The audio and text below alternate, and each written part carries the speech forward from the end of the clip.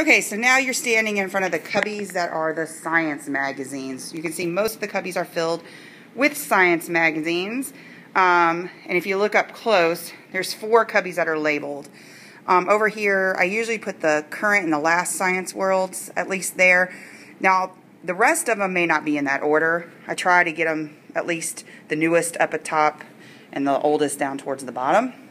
But they're not always in order. So, and then also you might see these other 2 cubbies. This is line paper and copy paper, just because that's the most used, and we have a printer over here where I can put the copy paper in. So I just kind of use that cubbies for that. Alright, so how do we use these? These are great extension activities. This can be, if you don't really want extra credit points, but you have a few minutes to do an extension, you're done with your work plan, you should never stop working. You could just come over, grab a science magazine, and read. If you wanted a few extra credit points or something, you could read the magazine. You could make up some questions about an article you read and answer them, as long as you would tell me, what article you read and whatnot. Or you could make up some other product, like a crossword puzzle or, something that went along with that article.